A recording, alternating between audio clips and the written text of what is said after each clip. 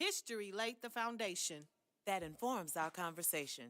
Welcome to the classroom. From the church to the streets, and even in the suites, and all around the world. I'm gonna keep it real in the classroom. Fannie Lou's classroom. Fannie Lou's classroom. Fannie Lou's classroom. Good afternoon.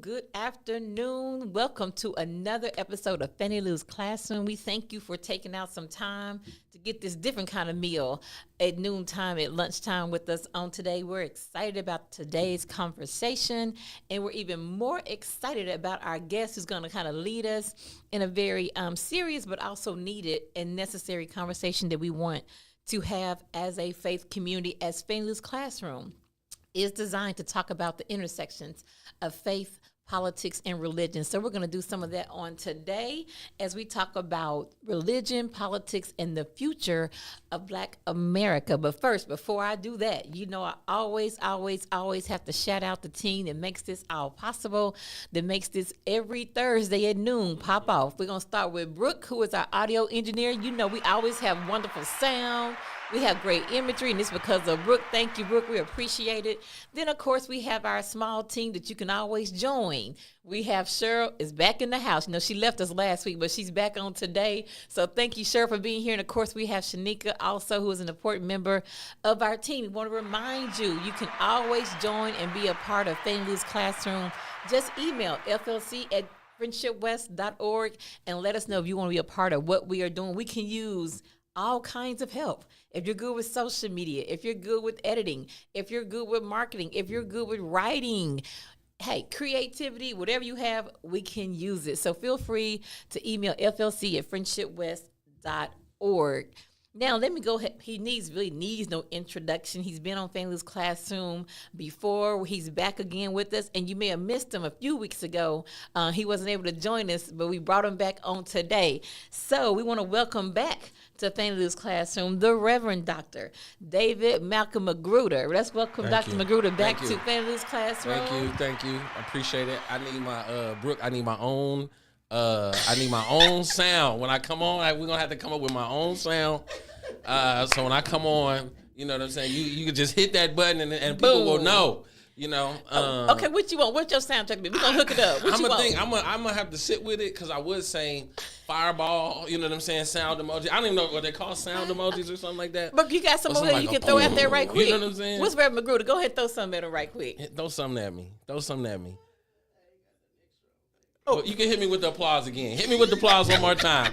I'll take double applause, though. Yeah, thank you. I appreciate y'all. I have been on here enough times. I should be an honorary co-host of Fannie Lou's. All right. So I'll be an honorary co-host. So y'all make sure that when y'all have me on with other people, this seat is especially reserved. I don't know if that's Cheryl or Shanika. You know, Brooke got the sound emojis, but y'all take care of the seat. Make sure when we come on, or when I come on, you know, I have the appropriate seat. But thank you, Pastor Ed, for having me, for having us. We got to have a little levity. The world is so serious, and the problems that we're facing and dealing with are so serious. And, you know, Black people's power, our capacity to take the dangers, right, that are all around us and convert them into humorous commentary. But we're going to have a serious conversation, so I'm grateful to be a part of the show today. So but thank you for that. I needed that good old laugh this morning. I watched MSNBC, CNN, checked out Al Jazeera and some other news outlets. I was like, let me just turn all this off. Yeah, it's a lot. It's a lot going on. I just had to turn it off, right? And then I said, well, let me kind of check out my Instagram, Facebook. Wrong decision, right? Even worse. Even worse. So it got worse. I said, well, that prayer may not have held me over. I had to go and do another meditation. So to prepare for this conversation, right? Because it's so needed and necessary. But, so thank you for that that commentary and that comedic break we all needed. Oh, I'm a serious though. I want to be the honorary co-host. We know you playing but serious. And Brooke got to have, you know, a special sound now, effect. Wait a minute. I don't know now. Because now you can't have a special sound effect if the host don't have one. Look, this is our negotiation. Y'all should have worked that out at the start of the planning process. Let's be clear. That should have been in the event request form. Let's see. And as On the back curator and host Can you of work the on one for show. her so she won't be hating? As the You know, curator and host of the show, $5 I will give direction. No. So, but I want to at least read some of your bio. You can read Dr. McGruder's full bio in the body of today's session, but I do want to point out just some highlights of his bio that we have read before, because I think it you can see why he's so poised and positioned to have this conversation on today. So, Pastor McGruder has had community service experience that includes the Brisbane Institute of Political Science and the Martin Luther King Jr. International Chapel at Morehouse College. The Project for Peace and Progress Incorporated, the Unified Government of Wyandotte County in Kansas City, Missouri, J.P. Morgan Chase and Company, the Martin Luther King Jr. Center for Nonviolent Social Change, and the Black Church Center for Justice and Equality, Mount Ennon Baptist Church in Clinton, Maryland, and the Office of the U.S. Senator Jerry Moran, and the Office of U.S. Senator Pat Roberts. So interesting. But I want to so I think these things, and let's go ahead and give you your academic pedigree, right? As again, graduate of Morehouse, political science and philosophy major. Right. Your theological training was at Princeton Theological Seminary, and you recently, so we're gonna say he would still say recently minted, or is recently minted PhD from Cambridge in the United Kingdom. So I think just your academic background and also the work you've already done, right? And you continue to do, I think makes us poised to have this conversation, this intersection of faith and public life is really what we're talking about. But moreover, it is all the hell that Black folks continue to catch, right? And sometimes we can forget about the ways in which the needs are getting more, and not just the individual needs, but those individual needs are continuing to put more stresses on our social structures and institutions that are already unequitable. And so it has people trying to scrap and fight over pieces when we know there's more. And so how do we give attention to the policies, particularly budgets, and then laws that impact those needs? So I just wanted to have a general conversation, just talk about all of today. Let's put it all out there in light of what we're seeing, what we're hearing, but also what do we think in terms of congregations and churches? What is our obligation? Right. And what are some ways forward that we can do this? Very practical, right? Nothing that we can't obtain, but at a church, whether it's the size of Friendship West or if it's what we call a small church, that there's something for all of us to do. Right. So that's the conversation I want us to have on today. And I want to kind of start it just with a little bit about the way that churches have always responded. Because I want to, for me, when we talk about Fannie Lou's classroom, obviously it's after Fannie Lou Hamer, and a big part of her life was faith. Like she was unapologetically, she was that Trinitarian motto before it became unapologetic and unashamedly Christian, right? That's who she was. And so she too was on this long trajectory of what it meant to be the big B, big C Black church, right? And so I want to kind of anchor this in looking at the Free African Society. That was started in 1787 by Absalom Johns and Richard Allen, which we know eventually birthed, Mother Bethel AME, where he was ordained, if you will, or installed as the pastor of Bethel AME in 1794. Because I want to talk about that there's this idea now that we have in a lot of churches that there's a separation between Sunday morning and Monday morning. Okay. And just kind of showing that what has brought us over, as they say, all these rivers we have crossed has begun because we have responded to the times we're in based on what's happening. So, and I want to kind of lay out, I went back and had to go back and refresh my memory about the Free African Society. And the more I read it, I was like, just put it in 2023, update the language, if you will, but it fits, right? So this is one of the things that they talk about, right? Members in good standing could expect a number of benefits from mutual aid fund. Particularly, they will receive support from members, included payments for burials, providing financial aid for widows and other family members of the deceased, finding apprenticeships for children to learn a trade, and paying tuition for members' children if they are placed in schools that are not free. And over time, right, they expanded to where social and economic well-being of its members was provided by moral guidance, helping newcomers to the city feel welcome by giving them assistance during periods of financial difficulty. They brought on unemployment and sickness. That was brought on by unemployment and sickness. And the society also took on the task of assisting during a pandemic known as the yellow fever epidemic.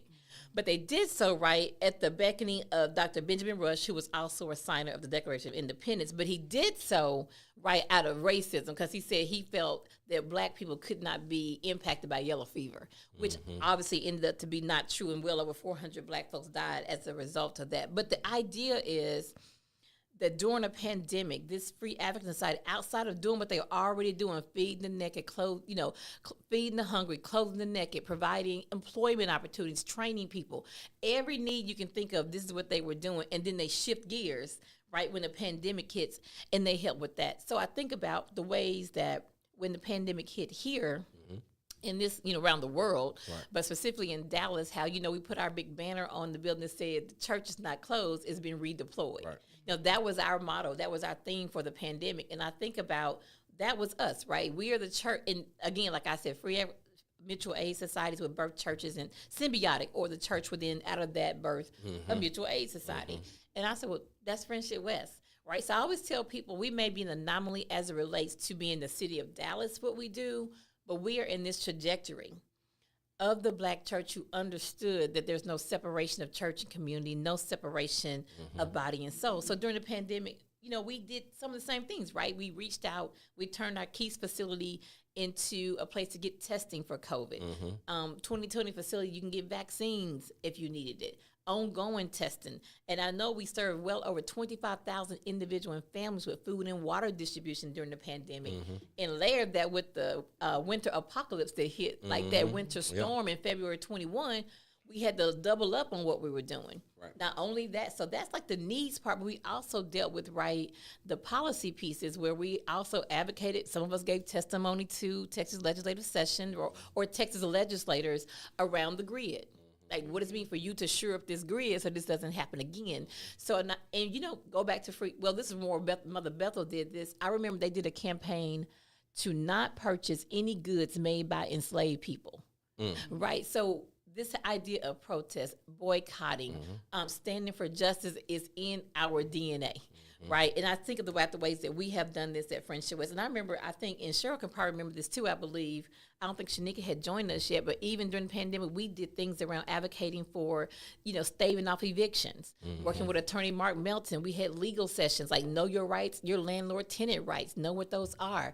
So the ways that we just always try to respond in the immediate needs, but also we look at, well, what's these, because really it just exposes the broken structures and how they disproportionately impact, our communities. And I think with that in mind, we could go on. We could talk about Katrina. When Katrina hit, Keys turned into a 24-hour shelter, resource center, which really gave birth to Faith Farm and Human Services Corporation, right? Symbiotic relationship. So I'm seeing and it's not just Friendship West. Many churches around the country have done this. But I'm at Friendship West. I'm going to talk about, I can only talk about what we do. But I think it's important to anchor the conversation in there, so as we talk about where do we go from here kind of thing, right? In light of what we're facing, whether we're talking about Black maternal health care that we know we have to continue to give voice to because nobody else will do that, as we continue to talk about coverage, healthcare coverage for children who are the most vulnerable, as we talk about how do you make medications more affordable and accessible to our elderly folks in our community. You name it, the list goes on and on and on, right? Or if we're still fighting more larger battles like environmental racism, as we continue to stave off the warehouse trying to be built next to the church. So the issues are countless. They are quite many, but we have to do something. Right. And I think we have to have more of a collective approach. It has to be more of what is the overall vision or agenda for our, not just survival, but to thrive in America. And then you layer that with the global, we haven't even talked about the global systems and things that are happening that absolutely have an impact with us directly here on the ground, right? And it's not just what's happening in the Northeast Africa in the moment, it's happening what's in Central Africa with the Congo. That genocide is still taking place as we see here today. Women, children being raped still for the coltan in the mines, who are being slaughtered daily. So it's all around us, right? And so I just think it's important to talk about that. So let's just kind of jump right in. Maybe I want to start this way. If you want to give me just some initial kind of response feedback, and I have some questions we can kind of use as some guideposts, but I know we're going to let the conversation kind of be organic. But that's what I want to talk about, how all of this, what we're dealing with what does religion, politics, in the future of Black America look like? Yeah, I mean, I think it's an interesting question. It's an important question, and I think you've raised a couple of valid points. I guess I would start with the fact that the Black church is, let me say it this way, one of the things that complicate an already complicated problem is that the Black church is the one institution controlled by Black people that is losing its, I don't want to say its power and really even its relevance, but it is losing something within the Black community, because now we have begun to integrate the institutions that are controlled by the dominant society. And that wouldn't be so much of a problem if it didn't result in us, I think at a generational level, certainly, attempting to make the church obsolete while the needs that the church has historically responded to remain very large and looming and very relevant. So you're right, we've got to do something, but it's not quite clear. I don't think it's always necessarily clear what to do. And I think that lends itself to the idea of the concept of this broad agenda, which I think a lot of movements have attempted. I think it's a laudable thing. I think it's an important thing. I do think that it is something that we should attempt, something that we should try even if we don't succeed. And the problem with attempting it is going to be that there is a diversity within our community that is exacerbated by the realities of integration. That when Black people were stuck, so to speak, in a Black community, right? Even if that community was not monolithic, in existentially monolithic, we could ascribe a certain kind of identity and we could ascribe a certain kind of politics and associate it with the Black community writ large. And as a function of our integration into the society, it becomes more and more difficult to do that, because where people would have identified themselves as Black, right, all of these other kind of diverse identities emerge. And with these diverse identities, you get diverse agendas. And that becomes, I think, the great difficulty. I think that presents a difficulty, let me say it that way, for the church. Now, it's also happening in a moment, right, all that I just said, hold that intention, against the backdrop also, though, of a movement and a moment where the church is going through this dislocation and this experience of decentralizing denominations and denominationalism.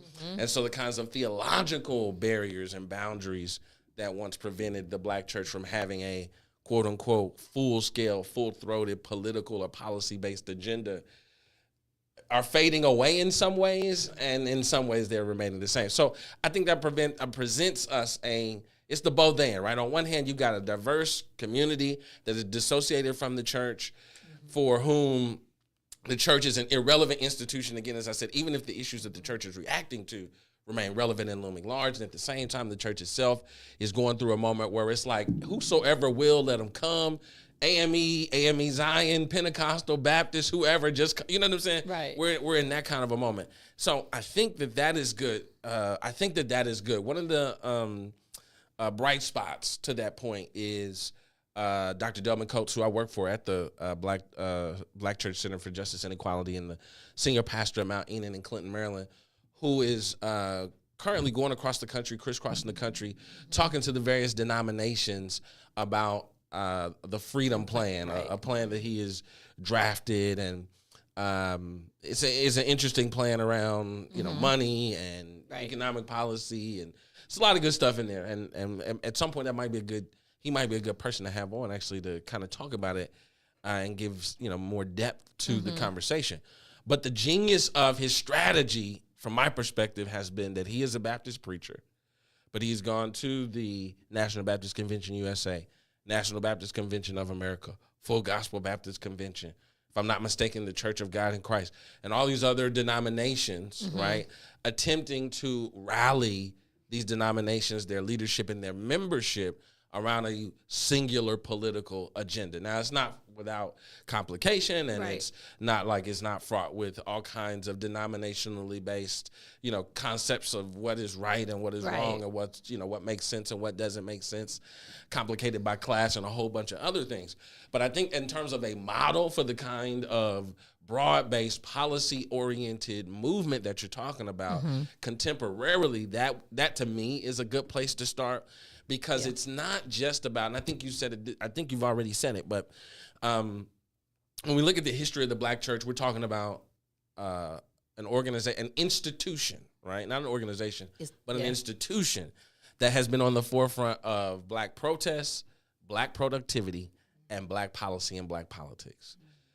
The problem is that we moved into a moment, or moved into a season, I think, where, at least for what we might call a liberal wing of our church tradition, right, which I'm a proud member of, there's a hyper emphasis on the protests. Very little conversation about productivity.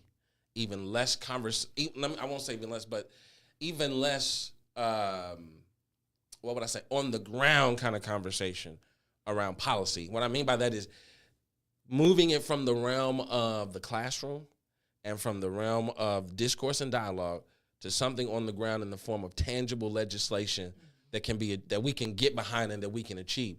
So I think that there is a lot to be proud of, right? In terms of the Black church in the 21st century. Of course, we know all the problems, right? We don't have to deal with those, but there's a lot to be proud of. But like I said, the question for us in this moment is if we are prepared, like I said, to respond to the diverse agendas that exist even within our communities as we have begun to integrate into the broader society. And as a function of that integration, for a lot of folks say, as a function of that integration, Black church don't really mean nothing to me, right? Or it doesn't mean what it used to mean. Yeah. I'll give you another example is this conversation that Pastor Haynes was having around some research he was looking at about the missing Black voters. And when we think about the missing Black voters, we would assume that those are going to be Black, undereducated, barely above the poverty line or just above the poverty line, Black folk in the inner cities. And that apparently is not true. The missing Black voters are people in Plano and in Frisco and, in these white enclaves and white suburbs. Now, it's interesting. They have they have stratified, right? They have class stratification. They have economic mobility, but there's a disconnect from the politics that in my mind is connected to or is in some way linked to this disconnect from the broader Black church. Whereas Black people in the inner cities who tend to be more connected to their churches, to their churches. Now, hear me clearly. It's not that these people aren't going to church. I think the research would find that it's not that they're not going to church. They're not going to. It's the church they're going to. It's the church that they're going to. Because that's exactly right. That's exactly right. But that those are we're talking about large swaths of votes, right?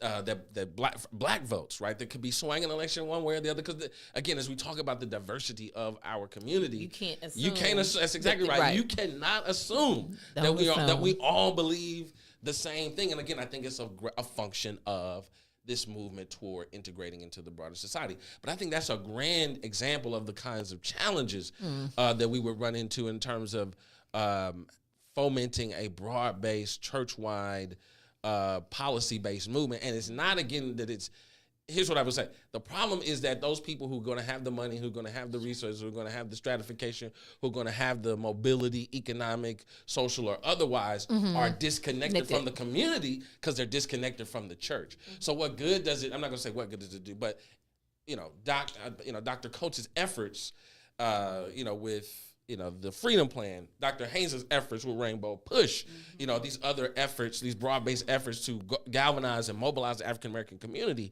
are obstructed, compromised, handcuffed almost by the fact that you got a large swath of the community that is no longer a part of the community. And it lends itself for you to ask the question, do we have a Black community that we can really speak of, right? And again, a function of this a post-integration America. Yeah, all of what you said. So many points to talk about just in what you laid out. And so one of the things to your point too, and this is what I see. So you brought up, so you talk about, of course, Dr. Delmont Coates, Dr. Haynes Rainbow Push, and I'm going to add National Council of Negro Women with their new leadership, which is an organization of organizations. So you have multiple agendas, multiple people with, how they think and see and view world views in that case. So also what I see is even our fraternities and sororities, our other institutions from back then, just like the Black church, was center because I think, obviously, during enslavement, we had one thing to get rid of these chains. So we all were, we were all linked up into that one thing because we're all in bondage. So then after enslavement, right, then it became, okay, now what's the focus? So I think as generations and as we have moved from one, I guess, kind of period to another, to your point, like we're getting more and more apart because now more mobility, more, and let's be honest, also more of us, we want to move into a more integrated society and get further away from what it means to be Black and what it means to be, to even see yourself as African. That's right. So identity to me is also a part of this, right? So, because here's the reality. On the slave, I say this all the time, and I'll continue to say this because I think we have to remember this. Dr. John Henry Clark says the only difference between all of us is a boat stop, right? That the boats didn't drop off, Black Americans, Puerto Ricans, Dominicans, et cetera, right? And so before that, you have to ask yourself, in the hull of those ships, they were not all the same.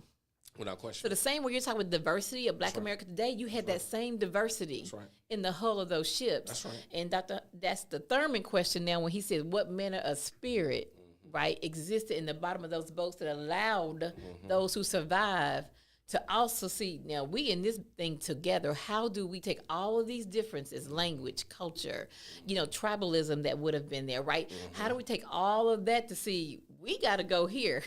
So, right, and I know freedom was the first thing, so I'm wondering, part of that is looking at the institutions that have become, and this is a conversation we want to have with Pastor Durr in a couple of weeks, are our Black institutions, are they relevant? Still relevant. I think that's the title of it, but it's something, and we're going to talk about that, like the main ones, like our HBCUs, our churches, and some of our existing mutual aid societies and beneficial societies, right? So I'm wondering, knowing that, but somewhere in here, is there something, though, that we can say, that we can hold up and say, well, here's the one thing we need, whether you're in Plano, Frisco, you go to, now I also know theologically, that's also something we're up against, because if I'm at a church that's telling me you don't need to worry about this, or I don't put that on your mind. That's right. Right. So I'm just wondering, what is something I think we have to find something that we can at least say, look, Black America, this is going to impact all of us. I don't care where you live. Your gated community can't save you from X, Y, and Z, right? Your private school can't save you from X, Y, and Z. And what I can tell you just here at Friendship West, a lot of calls that we receive sometimes, people who are reaching out for justice because they feel something has been done wrong to them, are people who go to other churches who do not have a justice focus, who do not deal with politics, who don't bother with policies and laws and legislative visits. They don't believe in that. So they come here for that. Or their child is in a well-known school up north. And then one day somebody reminds that child that you may be in this school and your parents may have this money and you live in this gated community, but you're still Black. So then is what can we do, right, to help out with that situation? So I'm saying, what is it? And I know I'm not saying we have the answer here today, but I think we have to wrestle with that, because I think at the end of the day, it may not impact you way up north at this point. It may hit the people down south first who may be materially impoverished or don't have access.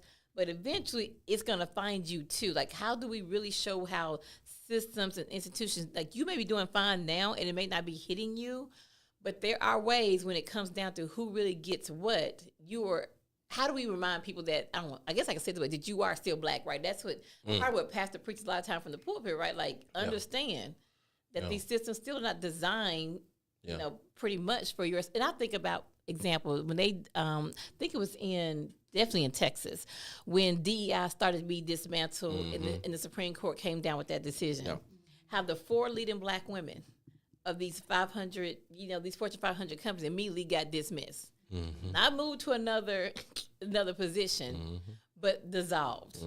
The sister at the University of Texas, how they withdrew her offer.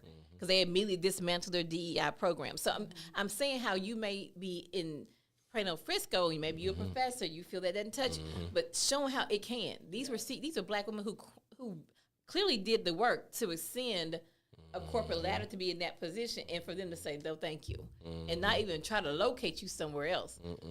So so I'm saying that these are some of the ways we have to be able to see that these systems impose on all of us. Sure.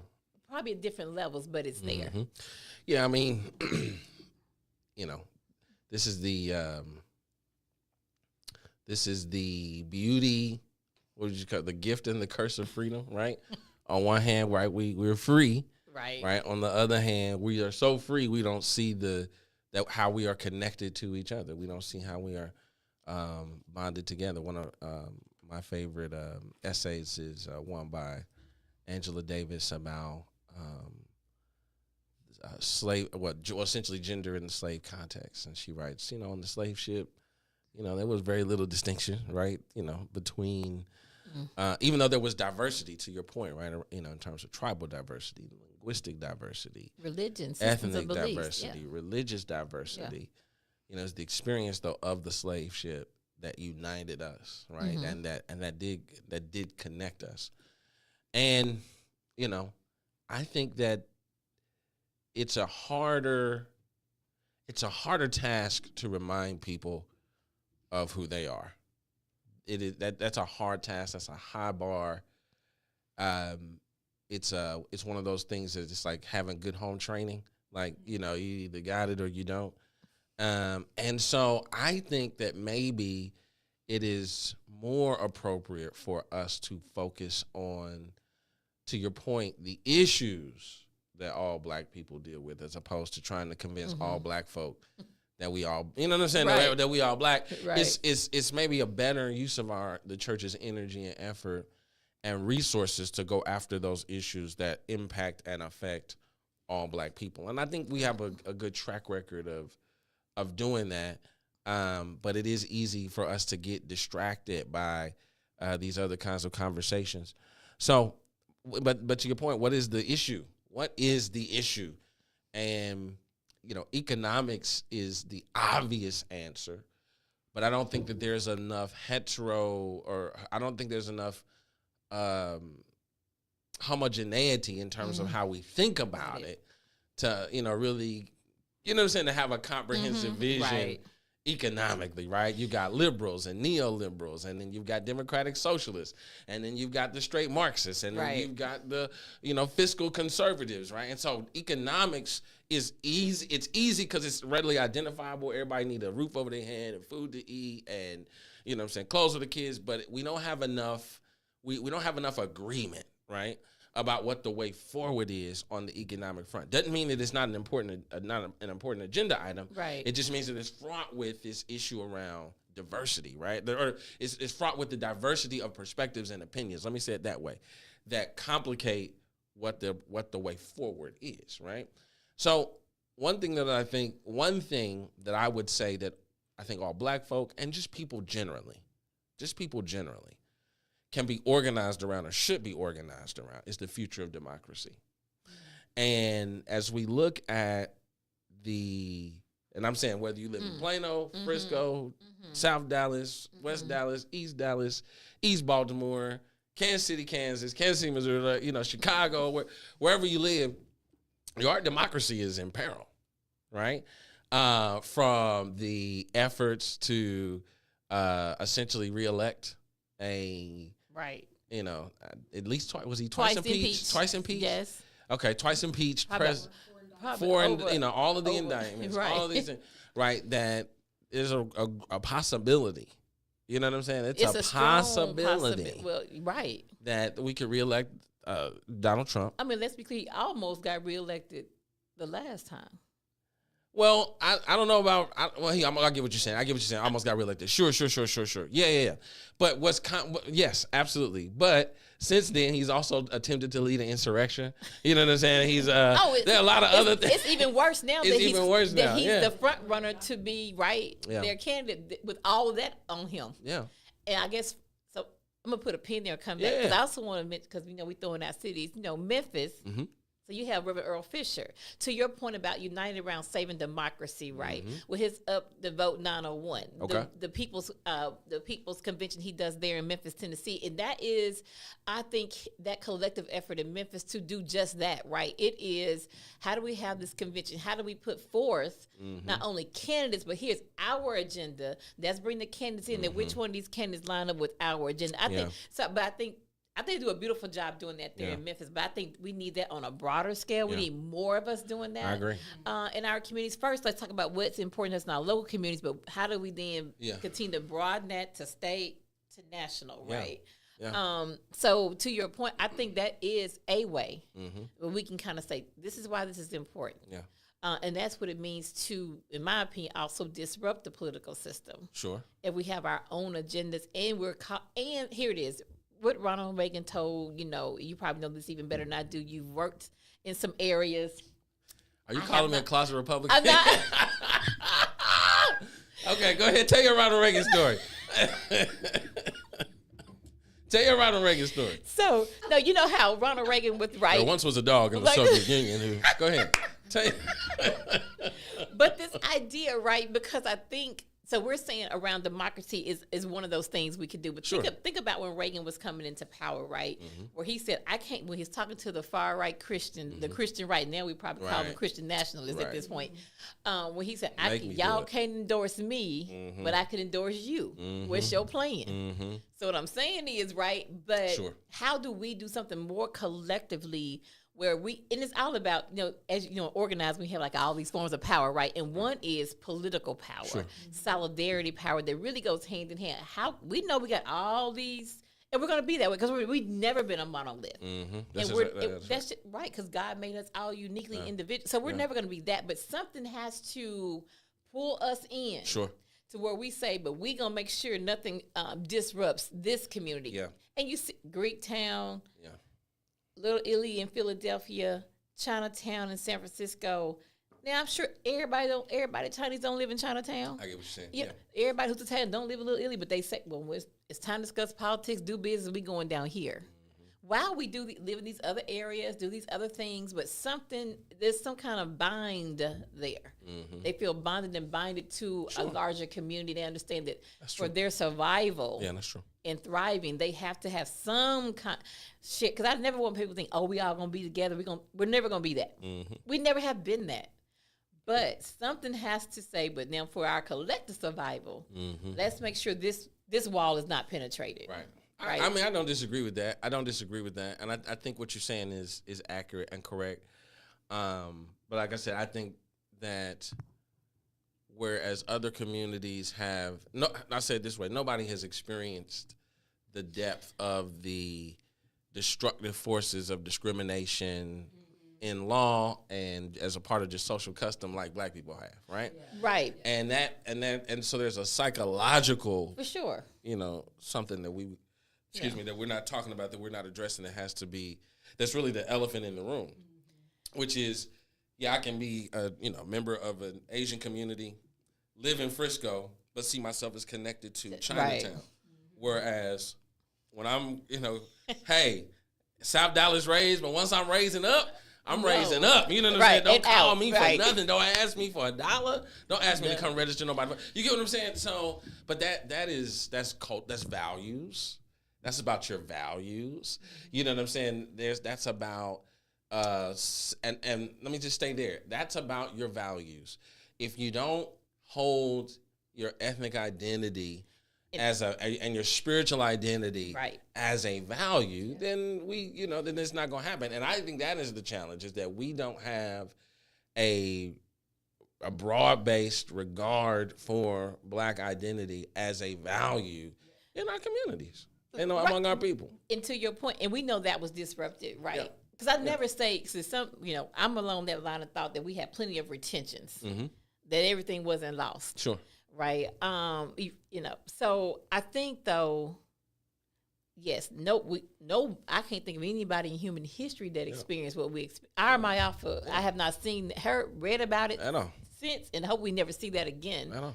But I think somewhere in here, there are retentions, and we see lights or moments where, as Black people, though, right, we still rally some kind of, and I think it still has to do with we didn't have as much mobility and access as we do now, which you know, to me, complicates things. Absolutely.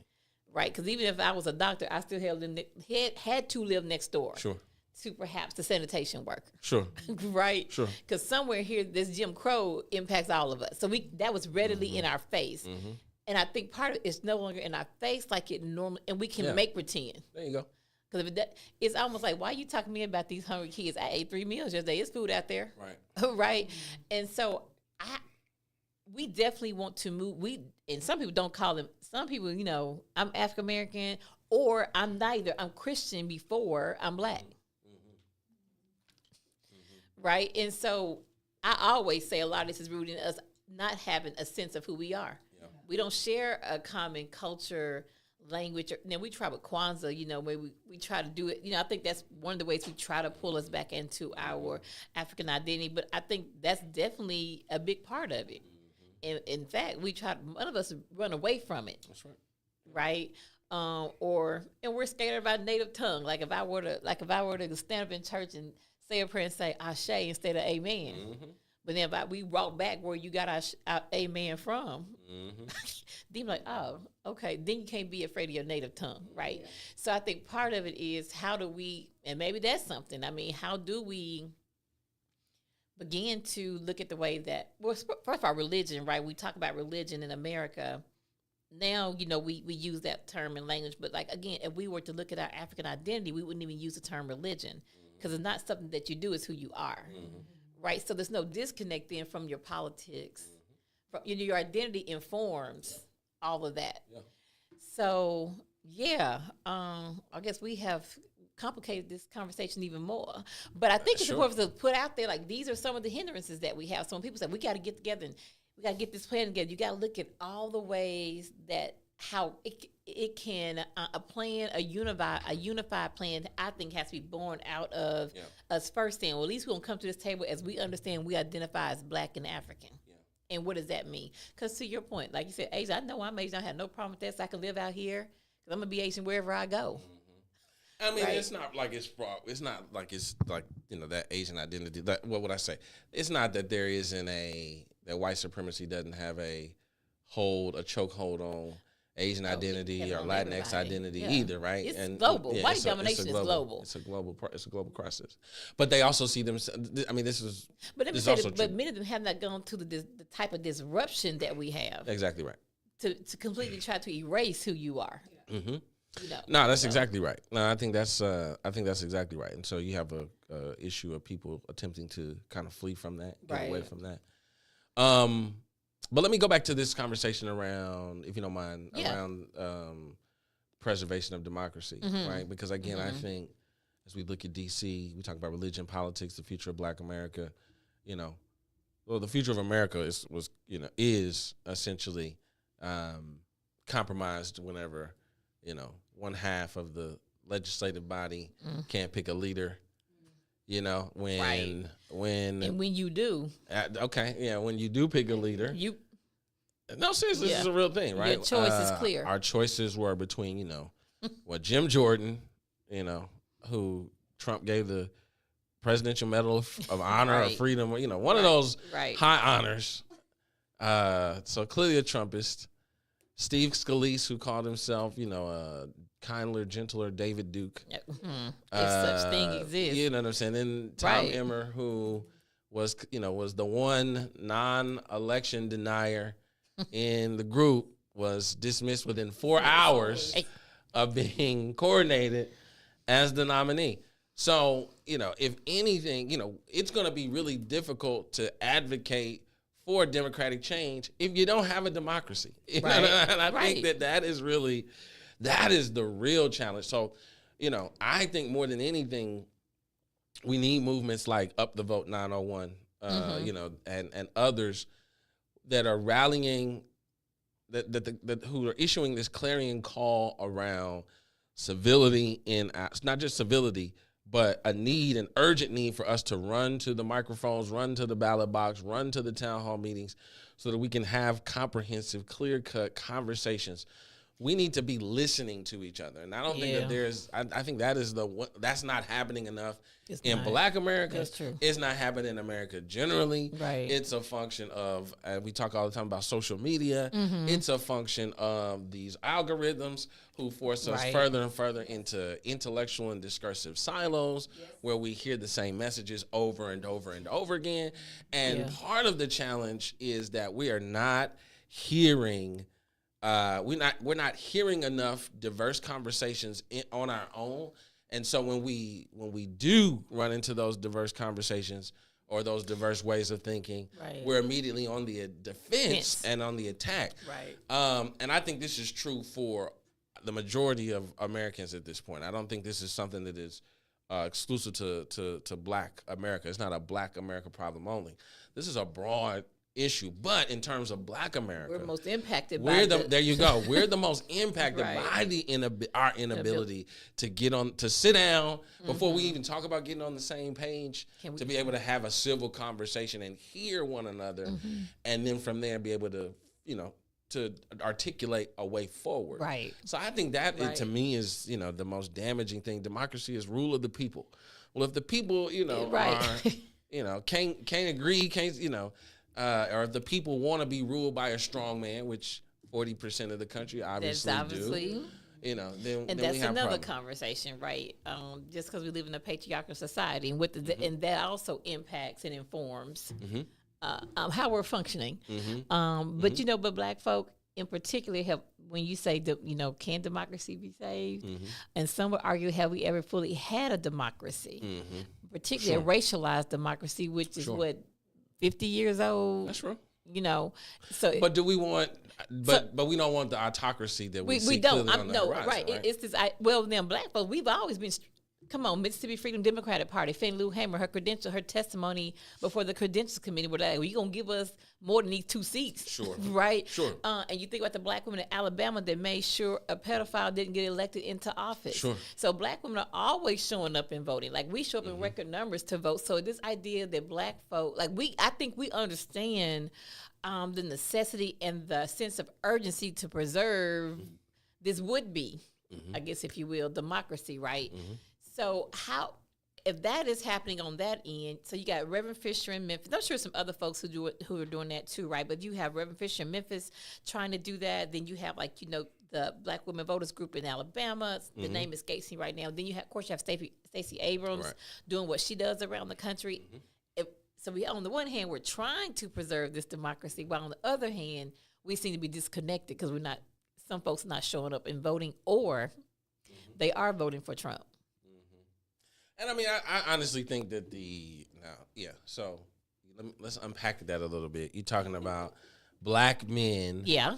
Not even really overwhelmingly, but in shocking numbers. Let's say that. We won't call them overwhelming. We'll say shocking, right? Shocking numbers. Right. So I think 92% of Black men voted for the Biden, or was something 92? Like that.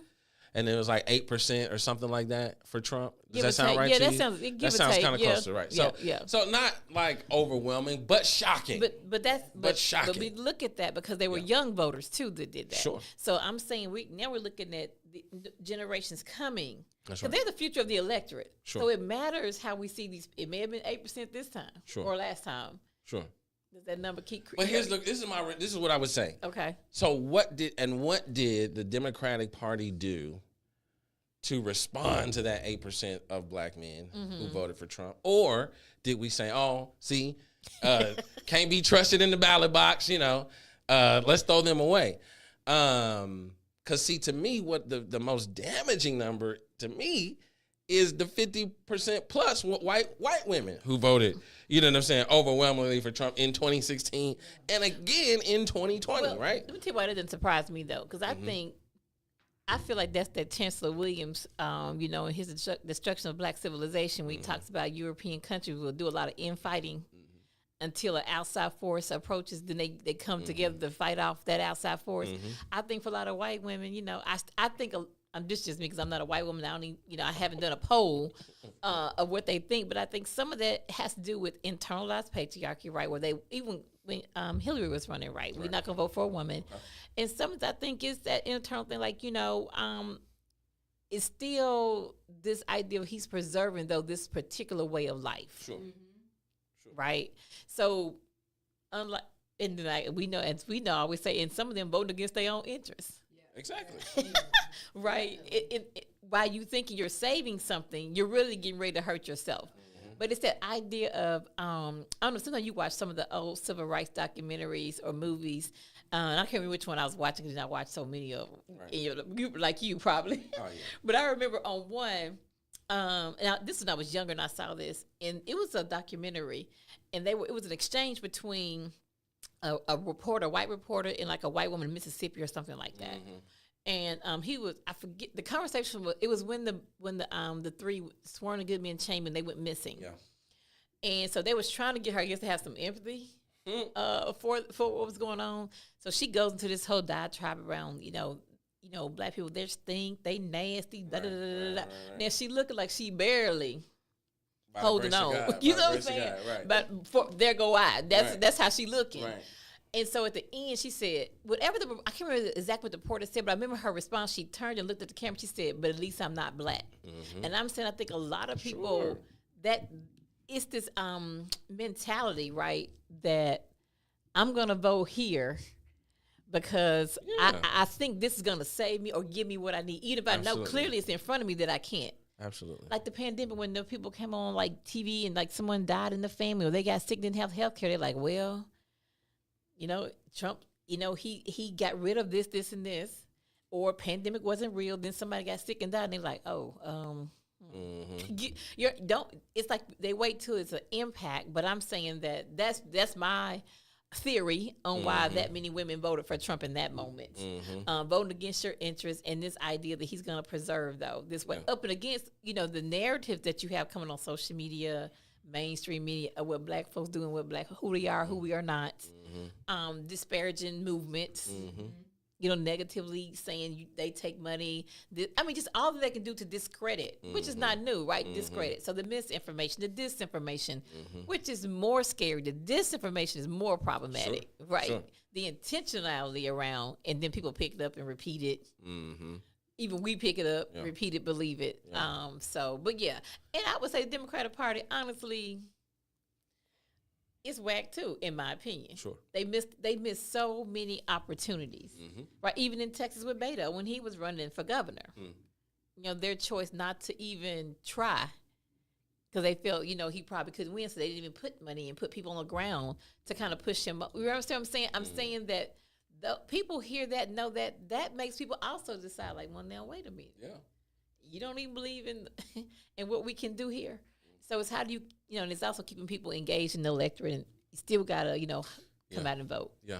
I think I think it's a good hypothetical question for all of us to reflect on, right? Which is, okay, why did those young people vote the way, why did they vote the way that they did? Why do they vote the way that they do? And what are they thinking about, right? So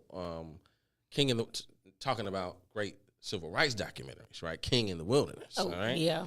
And the ways that the younger civil rights leaders talked about Dr. King's willingness to listen to the younger generation, even though he didn't agree, right, with Stokely Carmichael and was vehemently opposed to the idea of Black power, which to me is mind blowing. Like, come on, Doc, but eventually he was Black power too, Yeah, but would have been unwilling to have used that nomenclature. Oh, though. Right. You know what I'm saying? Right. Would have been unwilling to galvanize it as a kind of political rallying cry.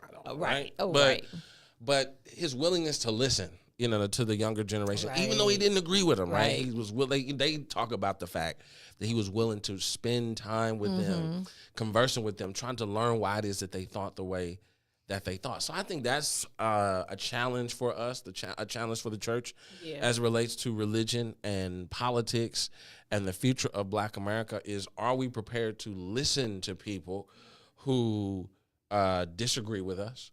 Are we prepared to listen to people who hold a separate perspective than we do? And I think this is especially important for the church to answer, because we have identified ourselves and constituted our identity on the basis of rejecting, we're not them. That's not us, right? That's the whole history of Christianity in Western civilization. So I think we got a lot ahead of us.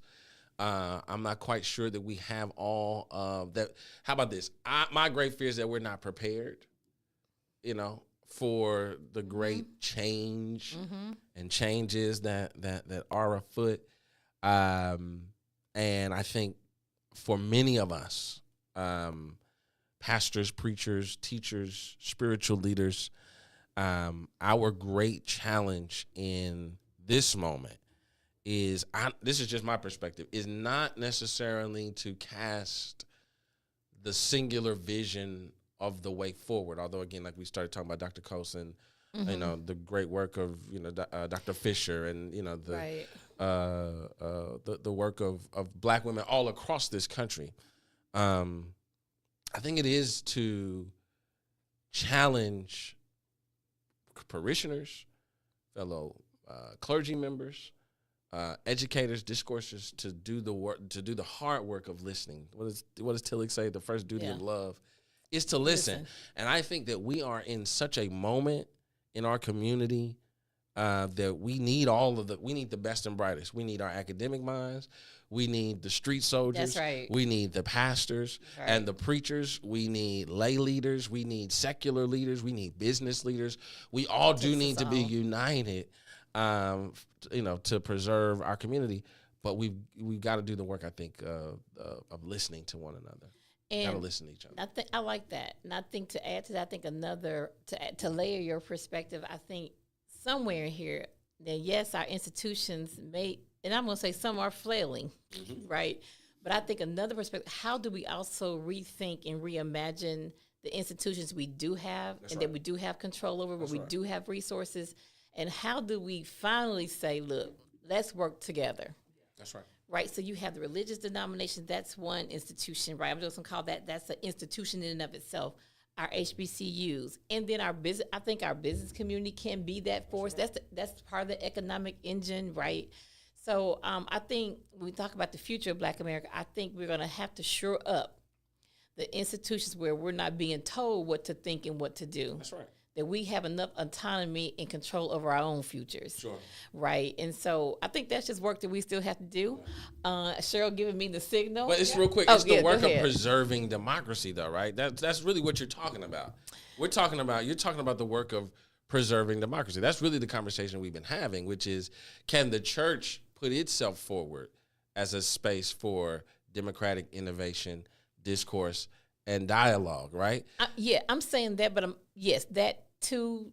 I think that too, right? Which I think is a long distance race. But I'm also saying, you think that's you think that'll happen in 2 years? Well, will it happen in 2 years? I think we can begin the work. That's what I mean by it's a process. I don't think we're gonna get where we're not gonna get that perfect democracy or close to that overnight. Is what I'm saying, right? Let me ask this question then. What's an issue though that you think we could get?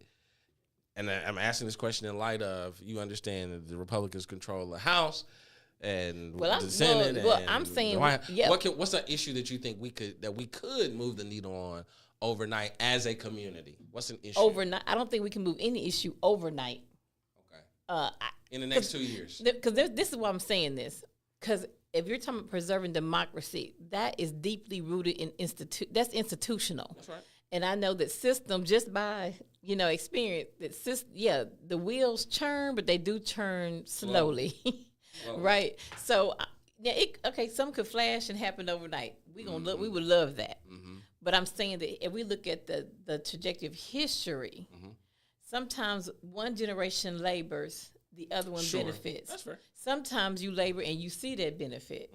We don't know, but I think to me, the task is to. And you said, what is one issue? Yeah. So for me, I think an issue, let's just put it around maybe healthcare. Okay, sure. Right, because here it is with healthcare, you could probably get a lot of allies and co-conspirators. Because we're not the only ones who don't have it. But if we get it, everybody going to be fine. But we're the most impacted. So let's just say healthcare. Who doesn't want to be made well? Who doesn't want to have access and affordability? right? So maybe so I would just kind of say that as an issue, right? But I'm saying too is while we're striving, right? Angela Davis, right? Freedom is a constant struggle. Freedom is a constant struggle. And so while we're doing that, to your point, to preserve democracy, I think another lane has to be also what are some alternative systems we need to be having in place with our institutions to catch the people who can't wait till this works out. You know, I think it's both. I think it's what you're saying. I think it's both things, right? When I think about Cheryl saying we got one more minute. Look, of course, well, you already said you're the co-host, so you know you're coming back. I better come back. I better be back. Thank y'all for having me. I appreciate So it. let's give it up for Reverend Dr. Hit me David with that Malcolm double, McGruder. that double applause. Double applause. Hit me with the double applause. We'll have it worked out the next time we Listen, come back. hey, we already becoming co-host at Bible study. We might as well keep the train Yeah, rolling. absolutely, We might as well keep the train going. Absolutely. So check it out. Just a few announcements. I forgot to do this at the top of the show, but listen. You heard the brilliance on today's show from Pastor McGruder. You know, we try to bring you the best guests to have these conversations, and you can support what we're doing at Fannie Lou's Classroom by purchasing a T-shirt. Just scan that QR code, or you can go to friendshipwest.org, click on Justice, and you will see a link where you can purchase the T-shirt. Those funds help us do what we have to do here in Fannie Lou's Classroom. The second thing I want to make you aware of, we just talked about the church as an institution, meeting the community's needs, and we do that all day, every day, but especially during this time of the year. We have our I Care initiative, which seeks to help the most vulnerable students in the Dallas Independent School District, and we have two schools that we work with currently. That's McShann Elementary School and Haynes Global Preparatory Academy on the campus of Paul Quinn College. The students, the parents, the families, and administrators have so many needs, and we want to do our part to see what we can do, you know, to bring all of our resources together to make sure our students can thrive and the best they can in school. So the first that you can see, if you scan that QR code, you can simply make a monetary donation. All proceeds given to I Care donation goes to help us to purchase needs that the students need: toothbrush, toothpaste, body wipes. Some of the students, unfortunately, arrive in a condition at school where we have to clean them up before they can go in class. And we want to make sure those students can go in class and have some dignity and feel good about themselves. And so the next thing you can do, if you want to help out and bring something to the church, have it Amazon shipped to the church, you can click that QR code and it gives you a list of all the needs that the children and families have at McShann Elementary and at the Haynes Global Preparatory Academy. The next announcement, we're just getting like church announcements. The next announcement, we have our Howard Thurman Bible Institute is back in full effect, and we're getting ready to have an amazing 3 days of learning together, growing together. Part of what we've been talking about today, right? To preserve democracy, we got to be readers. Aren't you going to be teaching? And I'll be teaching a class There we go. during HTBI, and you still can sign up up till November 6th. Yeah. You can sign We up. might have to close it early because we're getting up there. We're getting it up. But we haven't. But no, that's good. That's good. Well, keep signing up till you don't see the link anymore. That's right. It's getting kind of crowded, you know. And you want to be in that number. Don't miss it. This helps us because some of the part, honestly, though, this helps us get common lens, common language, but also, to your point, Pastor Gruder, these are spaces where we can hear difference of opinions. That's right. We can talk things through and talk about how we make a way forward. So join us for the Howard Thurman Bible Institute Monday, Tuesday, Wednesday of next week. Go to our website. Keep signing up till you don't see it any longer. And then I'm super excited about next week's episode as we are halfway through season 4 of Fannie Lou's Classroom. There is a greeting by the Maasai in an African tribe that they greet one another in the morning with a phrase that means, how are the children? Because how the children are doing is a direct impact on how the community is doing. Wow. And so next week, we're going to have a good conversation from the lens of a sociologist, a psychologist, and then one who does work with young people every day on the ground. So we're going to get various perspectives on that. And so it's going to be, boom, how the children, you can see that right on your screen. We're going to have... Reverend Kiel Westbrook will be with us. You don't see on the screen, but Reverend Kiel Westbrook will be with us. Dr. India Stewart will be with us, and Dana Brashear. So we're going to talk about how are the children doing, and let's talk about that and how that's a direct impact on what we've been talking about today, Pastor McGruder, all the issues that we are dealing with. That impacts our children directly when they go into schools, when they have to interact with other people in society. That comes out. How they're doing manifests itself in various ways. So we're going to have a really good conversation on next week. So make sure you join us 12 o'clock noon on Thursdays. And check this out. We'll rebroadcast every week's episode at 7 p.m. on Fridays. So if you don't catch us during the noonday, when you're on lunch, you can catch us in the evening when you're winding down. So thank you for tuning in to this week's classroom. I hope you enjoyed the very fruitful, empowering conversation by our own executive pastor, the Reverend Dr. David McGruder. Give him another hand clap, Brooke. That's right. We're coming with it next time. We're gonna work on a good one. We're gonna work on a really good This is a good time to sign out. Thank you for being here. We'll see you next week. Peace.